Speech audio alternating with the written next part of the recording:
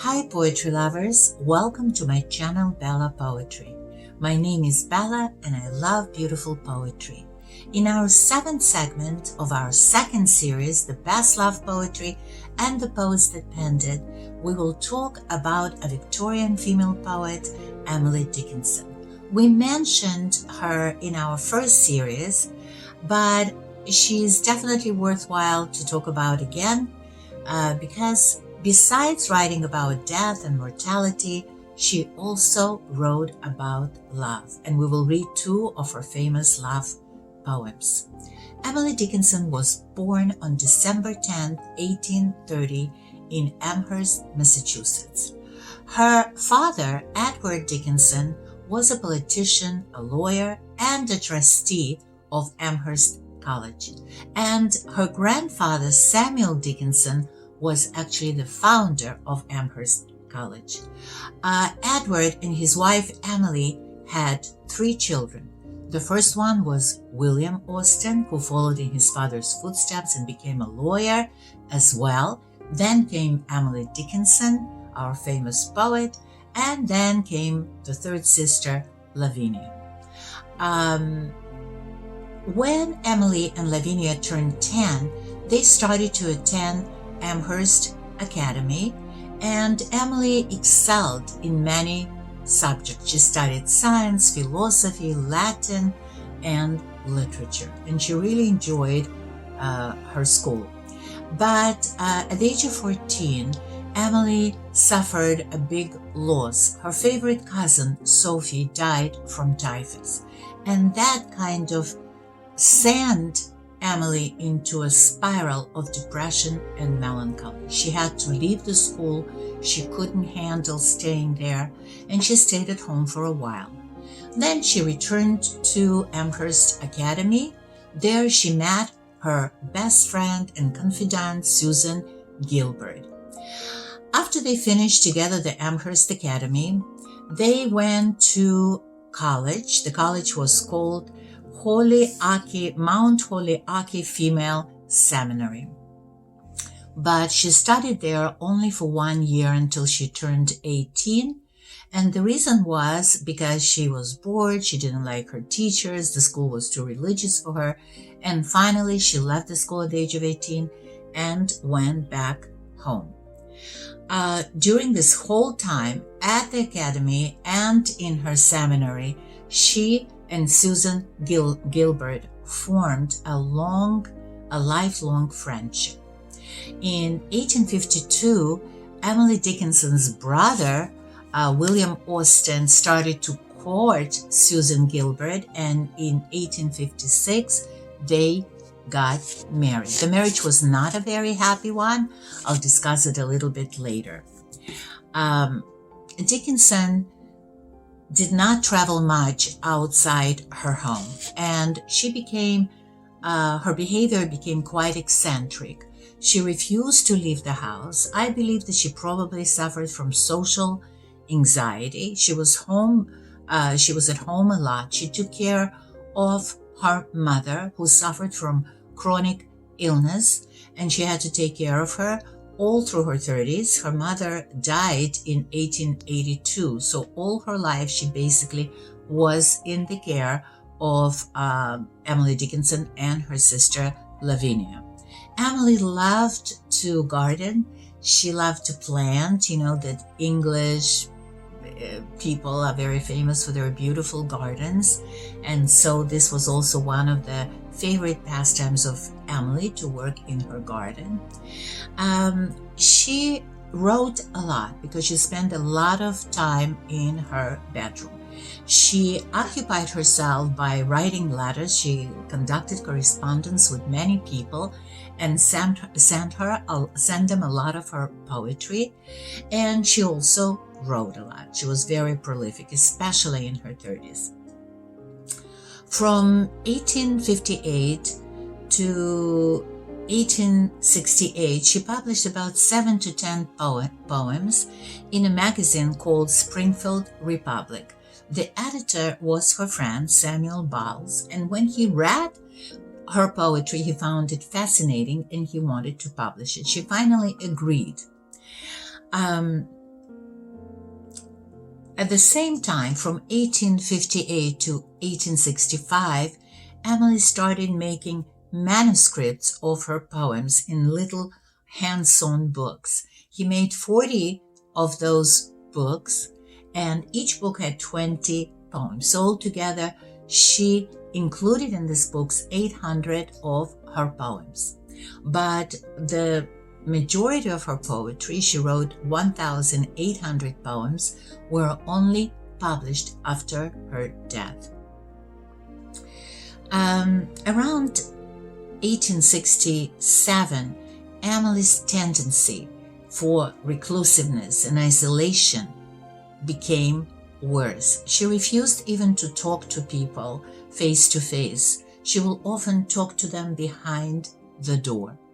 And on very rare occasions, she would go outside, and always she would wear a white dress that earned her a nickname of the woman in white. Her father passed away from a stroke in 1874, and Emily, although she had a good relation with her dad, could not go to his funeral because I feel that she was afraid to leave her house. Now, her personal life was quite complicated as well. She corresponded with the name Charles Wordsworth. He was a married man, a minister, and people say that she was infatuated with him. She also corresponded later in her life with a judge who was much older than her. His name was Otis Lord. They wrote to each other like clockwork every Sunday. But it was basically a correspondence about literature and quotations. So Charles Wordsworth died in 1882, and Otis Lord died in 1884. Emily Dickinson's mom also passed away in 1882 from a stroke. And then in 1883, she lost her favorite nephew. So a lot of people were dying around her. Also, the marriage of her best friend Susan kind of broke apart because her husband, Emily's brother, William Austin, had a notorious affair with a married woman called Melba Todd.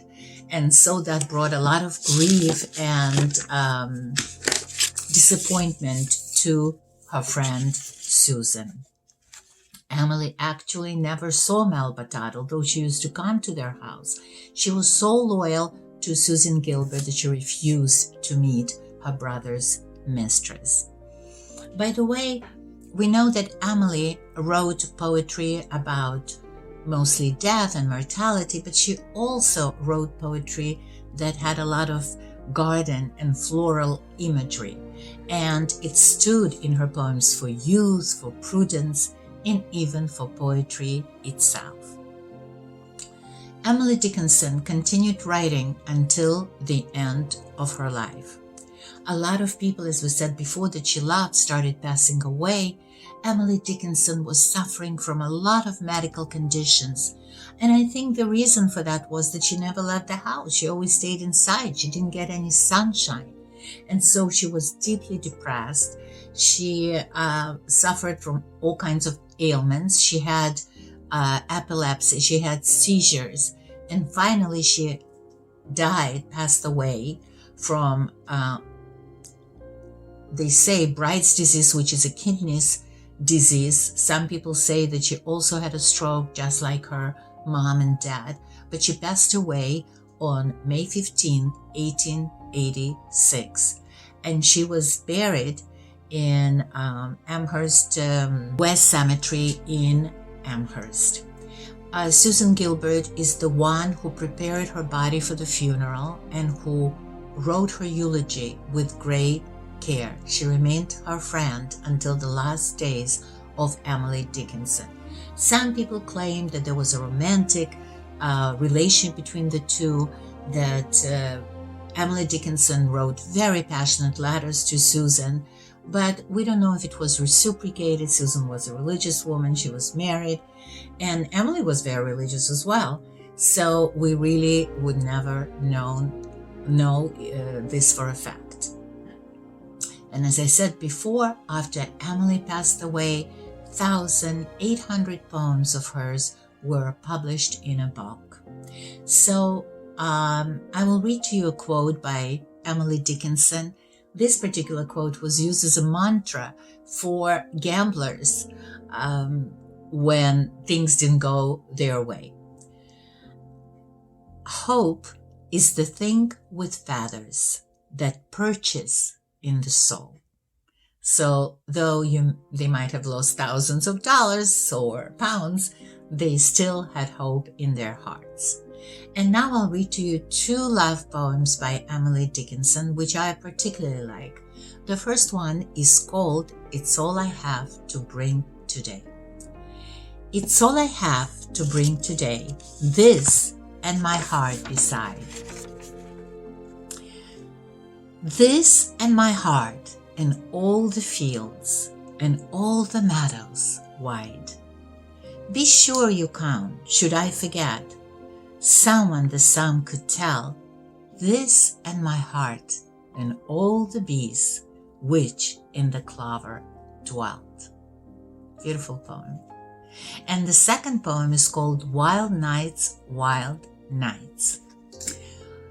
This poem is very passionate and very sexual, which makes us wonder if Emily Dickinson in fact was a spinster or she did have some romantic physical entanglements. So here is the poem. Wild nights, were I with thee. Wild nights should be our luxury. Futile the winds to a hardened port, done with the compass, done with the chart, rowing in Eden, oh the sea, might I moor tonight in thee. Beautiful poem. And with this poem, our segment number 7 comes to an end. In our next segment, we will discuss the life, the loves, and we will read poetry by Christina Rossetti, another wonderful Victorian 19th century female poet. Thank you so much for listening and for visiting my channel. Please don't forget to like and subscribe. It's very easy to subscribe. You just press the subscribe button, and your support is extremely important for us to continue publishing our segments. Thank you so much and have a wonderful, wonderful day. Bye-bye.